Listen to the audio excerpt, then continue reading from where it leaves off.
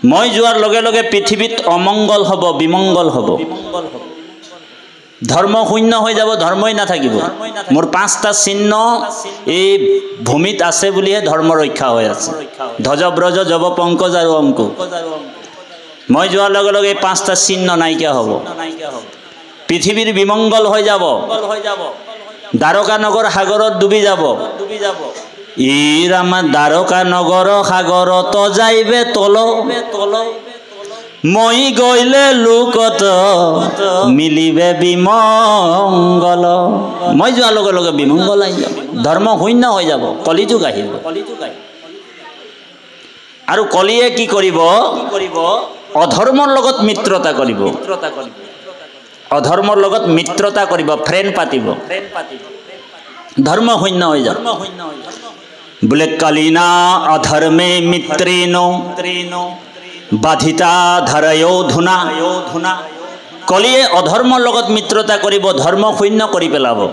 সকলো বস্তু কলিৰ কবলত আহি যাব।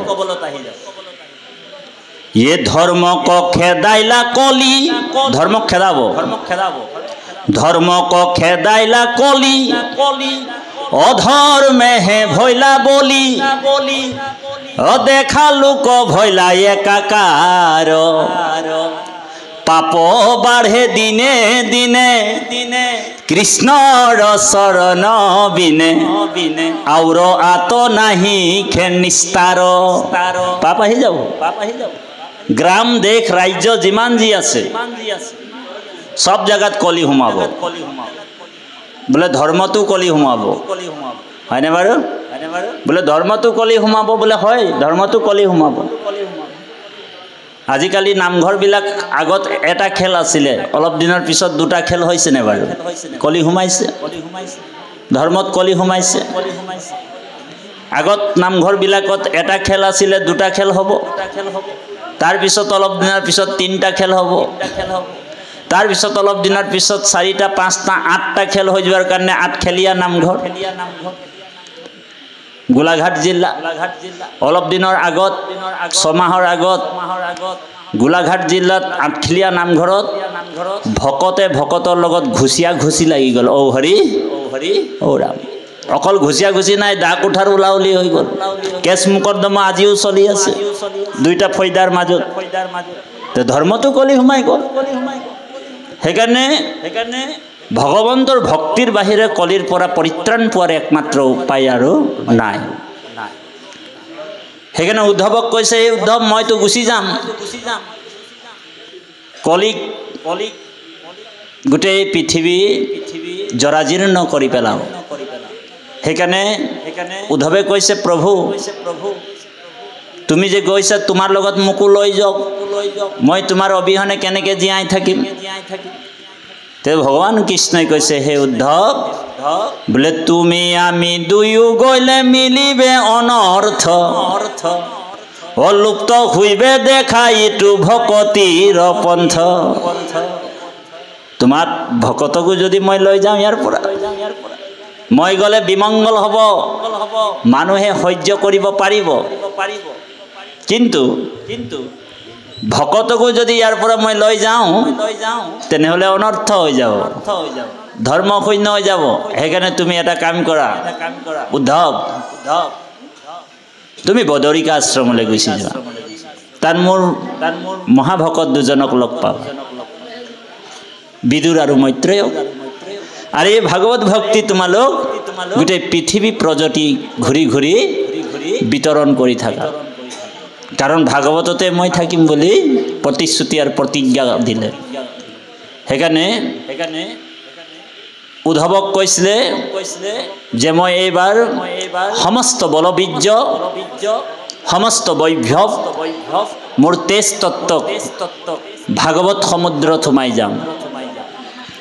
তিৰুধায়ে প্ৰবিষ্টয়ম শ্ৰীমৎ ভাগৱতৰ নভম, তেম্নয় বাগ্ময় মূৰ্তি প্ৰত্যক্ষা বৰ্ততে হৰে। सर्वनाथ पाठो दर्शने पापो नाशिने। सर्वनाथ पाठो दर्शने पापो नाशिने। তিৰুধায়ে প্ৰবিষ্টয়ম তিৰুহিত হয় মই ভাগৱত সমুদ্ৰত সোমাই যাম। আৰ্ণৱম মানে হৈছে সমুদ্ৰ। ভগৱান কৃষ্ণই ক'ব পাৰিলেহেঁতেন যে মই তাম্ৰ মূৰ্তিত সোমাই যাম। ভগৱান ক'ব পাৰিলেহেঁতেন মই লৌহা মূৰ্তিত সোমাই যাম। প্ৰবিষ্টয়ম লৌহা মূৰ্তি, লোহাৰ মূৰ্তিত মই সোমাই থাকিম বুলি ক'ব পাৰিলেহেঁতেন, হয়নে? বোলে প্ৰবিষ্টয়ম তাম্ৰ মূৰ্তি, মই তামৰ মূৰ্তিত সোমাই যাম বুলি ক'ব পাৰিলেহেঁতেন।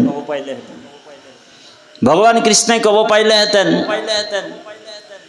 বোলে প্ৰবিষ্টয়ম মৃত্তিকা মূৰ্তি, মই মাটিৰ মূৰ্তিত সোমাই যাম বুলি ক'ব পাৰিলেহেঁতেন। কিন্তু ভগৱান কৃষ্ণই কৈছে তিৰুধায়ে প্ৰবিষ্টয়ম শ্ৰীমদ ভাগৱতাৰ আৰ্ণৱম, মই ভাগৱত মূৰ্তিত থাকিম। সেইকাৰণে আমাৰ গুৰুজনাই আজি আপোনালোকৰ আসনত গুণমালা ভাগ আছে, সেই ভাগে হৈছে মহাভাগৱত, হয়নে বাৰু? মহাপুৰুষ গুৰুজনে ভুৰুকাত হাতীত ভৰাই গোটেই জগতখনক পবিত্ৰ কৰি আছে। আমি ৰাতিপুৱা গধূলি প্ৰভু ভগৱন্তক সেৱা কৰিছোঁ। শ্ৰী চৈতন্য ৰূপে প্ৰভু ভগৱন্ত আমাৰ মাজত আছে পৃথিৱীত।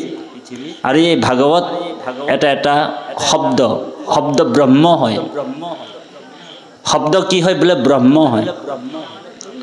আৰু এই শব্দ ব্ৰহ্মৰ যোগেদি আমাৰ হৃদয়ত কৃষ্ণ প্ৰবিষ্ট হৈছে। সেইকাৰণে ভাগৱত যিমান আপুনি কৰ্ণপথে শুনিব বোলে প্ৰবিষ্টয়ম কৰ্ণে ৰন্ধেন স্নানং ভাৱ সৰুৰুহম ধুনুতি সমলম কৃষ্ণ সলিলৈস্য যথা সরত প্রবিষ্টয়ম কর্ণে রন্ধেন স্নানং ভাব সরুরুহম। কর্ণপথে ভকতর হিয়াত প্রবেশী হরি বোলে দুর্বাখানা সরে সমস্তরে জলর যতেক মল যেহেন শরত কালে স্বভাবত নির্মল হুয়। প্রাবিশ্যতি নিধম ভক্তি সূত্র উপনদ্ধা, ভক্তির সূতাডালত গাঁত খাই ভগৱান কৃষ্ণ আমাৰ কৰ্ণ কুহুৰৰ দ্বাৰা, কুহুৰ মানে গাঁত, আমাৰ হৃদি পদ্মত সোমাই যাব।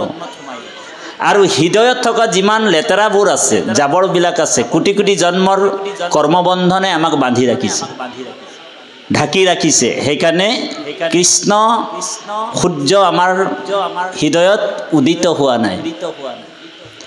যেতিয়ালৈকে জীৱাত্মাই ঈশ্বৰৰ কথা নুশুনিব, ভগৱন্তৰ কৃষ্ণৰ জন্মলীলা ৰহস্যবিলাক শ্ৰৱণ কীৰ্তন নকৰিব, তেতিয়ালৈকে কিন্তু কৃষ্ণ যে আমাৰ হৃদয়ত আছে এই কথাটো তেওঁ উপলব্ধি বা অনুভৱ কৰিব নোৱাৰিব।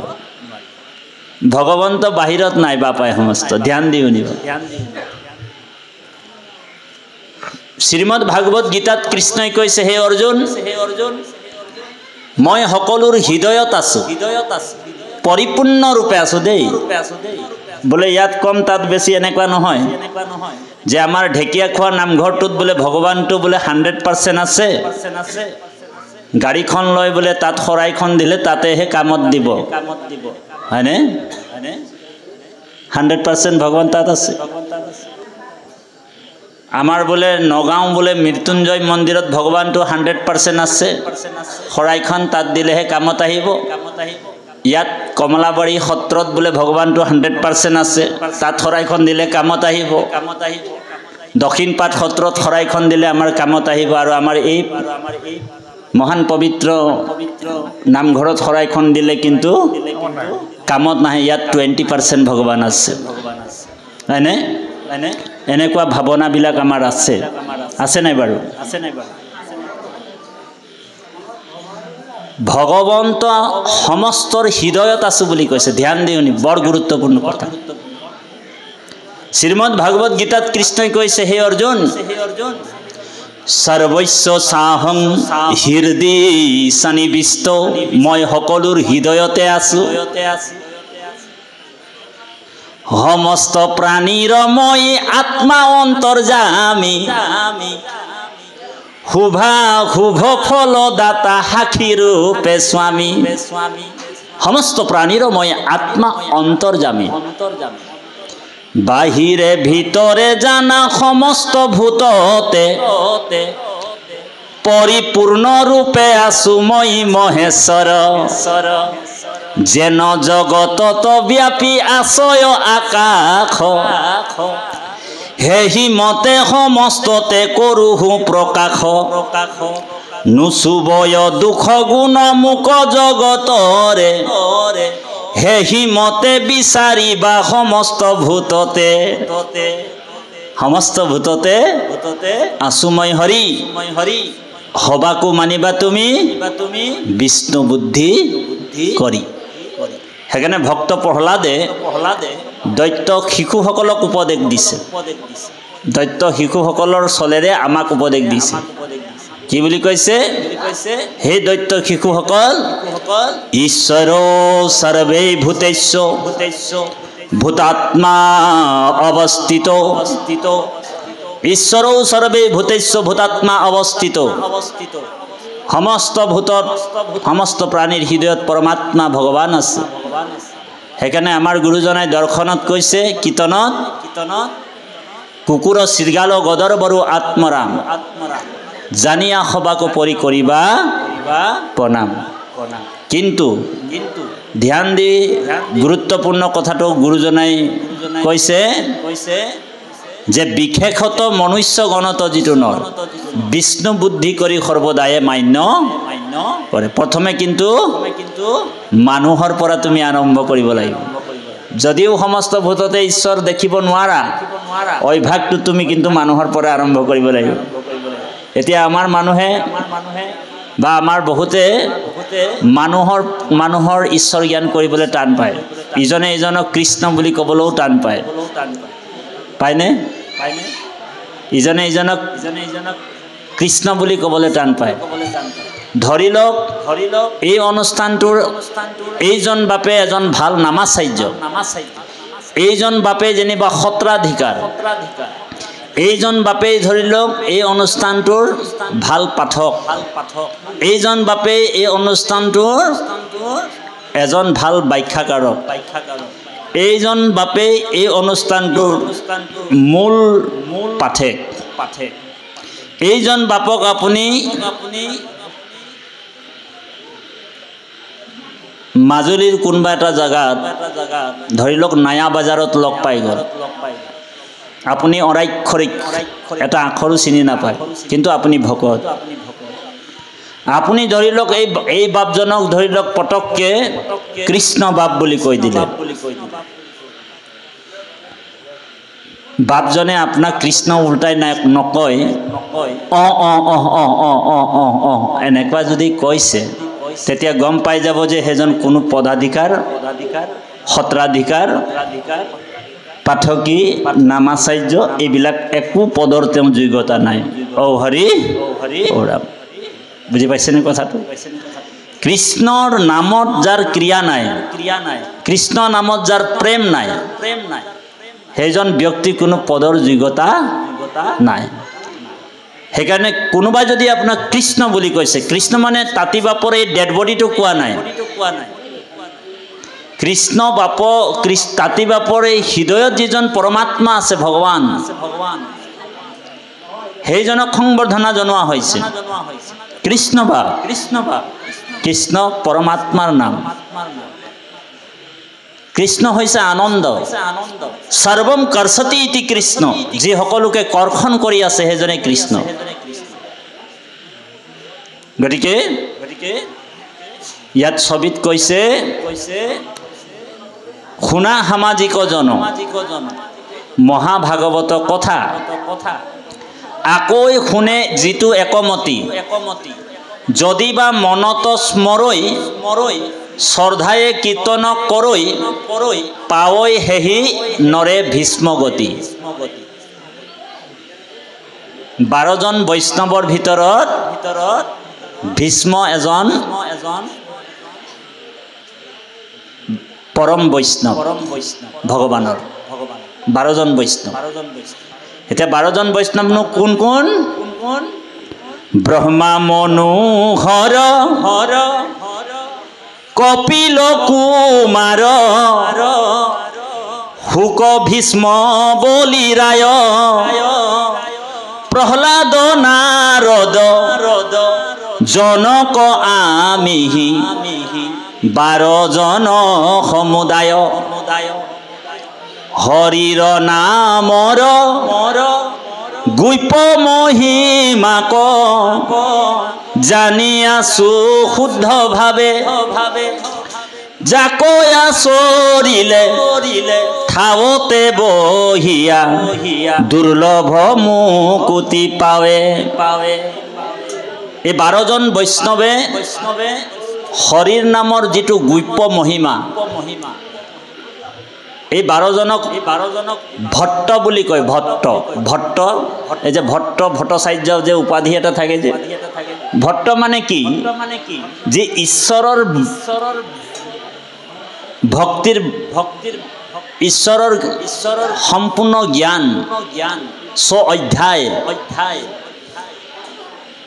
পাৰমাৰ্থিক দৰ্শন তাত্ত্বিক দৰ্শন যিজনে জানে ভালকে জানে সেইজনক ভট্ট বুলি কয় সেইজনকে বৈষ্ণৱ বুলি কয় তাৰ ভিতৰত এই 12 জন শ্ৰেষ্ঠ বৈষ্ণৱ কোন কোন ব্ৰহ্মা মনু হৰ মানে শিৱ ভগৱান নহয় দেই শিৱ বৈষ্ণৱ হয় বহুত মানুহে ভগৱান বুলি শিৱক কৈ দিয়ে এটো ভুলো নহয় কাৰণ কিছুমান গুণ ভগৱানৰ কিছুমান গুণ তেওঁৰ গাতো আছে সেইকাৰণে বহুত মানুহে শিৱক ভগৱান বুলি কৈ দিয়ে কিন্তু আসলতে ভগৱান বেদত উল্লেখ কৰিছে ভগৱাননো কোন बोले उत्पत्ति परलयम चैव भूतानाम अगतिम गतिम भगवान शब्द बिना है ही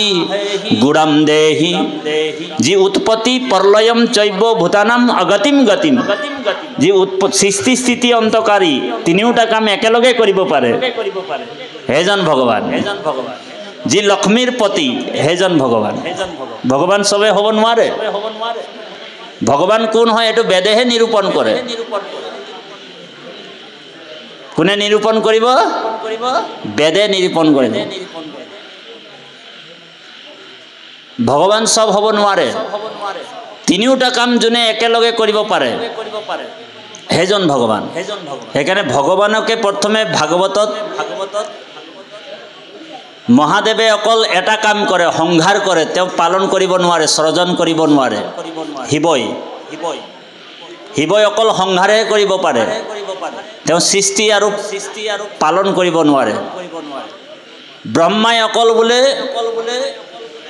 सृष्टि करिब पारे संहार आरु पालन करिब नोवारे किन्तु एकेलगे तीनिटा काम कोने करे कृष्णय करे हेकाने महापुरुष जगतगुरु श्रीमंत शंकरदेवर प्रपन्न शिष्य आमार द्वितीय गुरु स्वरूप महापुरुष माधवदेवे घोषात कइसे सकलोए गाब देई सकलोए गाब हे कृष्ण एक देव